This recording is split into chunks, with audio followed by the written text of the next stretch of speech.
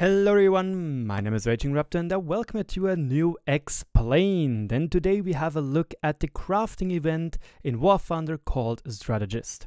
This is what we are going to have a look at today. We are going to have a quick look at the rules, then the maximum you can get for free, a rough estimation of time, and both of them are going to be on an assumption, which I'm going to tell you in just a second, if it is worth it, and some tips and tricks. Now, let's go quickly over the rules. It takes 10 days from the 24th of September until the 5th of October. During this time, you can get different things per day. You can get up to 40 modeling materials, which you get every 10 minutes. And the same goes for those intelligence documents. And if you're first in place of your team, you get an assault group, which is necessary if you want to speed up a process of attacking one of the bigger buildings or the last building, which you're going to have a look at in just a second. Now, special rules for those two things. Of those materials right here, of those modeling containers, you can get up to 40 per day with up to 400 over the whole event. The intelligence, aka the documents, how I'm going to call them, you can also get up to 40 per day, but only 320. This is what limits your winnings in that sense at the moment, at the day one, when we don't know yet how the different containers and modeling parts are going to work out.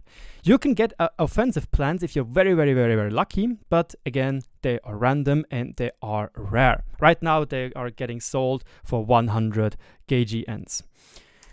Yeah. In Germany, there was a little bit of a mistake. They called it 400 instead of 320, but in-game it is also 320. So I'm keeping on this number right here also for my assumptions. Again, also, in those boxes, you get those components. You get part A, part B, a catalyst, and the die. To build one of those soldiers or figurines right here, you need one of each. And so far, after 9 boxes, I got around 8.44 materials per box, so it means it's a little bit over 8, but you can see it's a little bit on the lower side. But then again, 9 isn't that much. Now, for what do you need those figurines? You need to build them to start going down this branch right here. You have to destroy each of those little thingies, and you can see, for example, this section right here needs 2 tanks, 2 soldiers, and 1 mortar group or 1 engineering group, I'm not sure. And then you can place them on that. Well, then you have to wait 5 minutes and then you can finish them and you can go a step further down the road. You can also get those sabotage teams right here, which will be important to get those buildings because they are necessary, or a necessary part of finishing one of this board, basically. So, finishing that board. For that, you have to go all the way down here. Then, you also need to have 80 of those intelligence or documents right here to build an offensive plan. And if you have an offensive plan, you can do an attack on this headquarters, which will take 12 hours. If you were sometimes number 1 in your team, you can exchange those number 1 trophies to get a special team, which will lower this time up to 12 hours. And just make it 1 hour long instead of 12 hours to attack this building right here. And again, you can actually get one of the offensive plans if you are lucky. Yeah. So, how to get Sonderkraftfahrzeug, Lübeck, Merkava, and the B1. Basically, you have to go through here once. Then you get 1 of these, do it again, get these, do it again, get 3 of those. So you need 3 of those documents. You have 3 times to go through this board up here. Now, what is the maximum you can get for free? Again, you get 400 boxes, 40 boxes per day maximum. But you can only get 320 documents, and which are 40 max per day. And those limit your winnings at day 1 from our knowledge, because we don't know how many resources you need to go once through the whole tree. If we know that, I will probably do a, what's it called, an update video on that one. Again, this right here, the offensive plans, they are the limiting factor at the moment. So, why are they the limiting factor? Because for one of those tokens, before you go all the way through, you need 80 documents. You can get up to maximum 320 documents, which will solve 320 divided by 80, 4 tokens. No. So, what does that mean, my dear viewers? If you're unlucky and you never get one of those offensive papers for free from a random chest drop, Well, you can only get maximum 4 tokens, which results in you only being able to get either the Merc or the B1 and the Sonderkraftfahrzeug. Or only the Lübeck and the Sonderkraftfahrzeug, nothing else for free. Otherwise, you have to invest money to get something more, or have to use the gauging market. Yeah, that is the biggest issue right now. Again, we don't know how the materials are going to affect this, but this is the pure assumption I talked in the beginning of the video. Now, let's have a look at the rough time estimate needed if we are using our assumption that the documents are the limiting factor. Now, again, if you're not lucky, there's no offensive plan, you need minimum 320 documents to get the Merc and the Sonderkraftfahrzeug, which means you have to grind out at least 32 boxes per day, which results in, well, 5.3 hours per day minimum work. Now, we are making a little correction. We are assuming that in 90% of the games you are able to achieve this 50% activity or higher. That's at least what I noticed from today's play session for me in tanks only game mode, and this will lead to you having around 5.86 hours per day of work time. Now, obviously, if you want to get all the boxes, and we don't know yet, it will be even higher. It will be 40 boxes at times 10 minutes, 400 minutes divided by 60, which will be around 6.66 hours, if I have it still correctly in my mind. I'm not entirely sure, though. Yeah, I think it's 6.66 hours per day minimum, and with our correction will probably be around 7.3 hours, which is a really long time. If you decide to say no, that's too much for me, you can say I still want to try to get the Merc. And again, if you're unlucky and get no offensive plan, it means you need at least 240 documents, aka those are 24 boxes per day, which leads to 4 hours per day play time minimum. And with our correction, it's 4.4 hours per day. And lastly, when you just want to get the Sonderkraftfahrzeug, which shouldn't be too hard, again, same assumptions, you just need 80 documents, 8 boxes per day, that's 1.33 hours per day minimum, or 1.5 hour roughly per day, which is fine. Now the question is it even worth it? Here I have to purely make assumptions from the dev blog. I didn't saw those things yet, I wasn't able to play them yet. If you want to see me play such stuff in advance and want to see me become a community contributor for the War Fund, well, game, then don't forget to subscribe and share my videos. That would be absolutely swell. Yeah, the Merkava, however, it looks like a very strong tank. It's a 10.3. It is not that quick as, for example, an Abrams, but it has a very potent 120mm smoothbore gun, which apparently is using the same shells like the Ariete PSO and the Centauro MGS is using, like the 625mm AP FSDS, which are insanely powerful. The B1, it's a very weird interceptor with just 2 minutes of fuel, and this is already a point or a way where a lot of people say, nah, not my style. Obviously, it's also not a premium, even though it's at 6.7. It has very weak guns, and it will be probably very hard to play. So this thing will be hard to play and probably also hard to get, because most people will focus on the Merkava because, hey, it's a 10.3, this is 6.7 garbage. Because this is actually garbage because of the 2 minute fuel time. Then the Lübeck, here I had a viewer tell me that, well, it is a Köln-class cruiser, Köln-class frigate. And the point is, why should you when you already can have the Köln? Yes, it is a premium, it makes premium money, but yeah, you can get the Köln and it won't use you any time, you know. And he also says that it's not really that good of a frigate because it doesn't have that much firepower. And lastly, the Sonderkraftfahrzeug 251-10. Well, it is a tier 1 vehicle, so it won't make a lot of credits. It has a little pew-pew gun, which will be fun, I guess, and it will probably be a fun little tank. That's about it, but it won't be anything absolutely mind-blowing, like, for example, the Pack Puma would have been back then. So, let's go to the last part of this video, the tips and tricks. This event is very close to the 279 event. It has roughly the same structure, so if you already played the 279 event, this video is most likely a little bit unnecessary.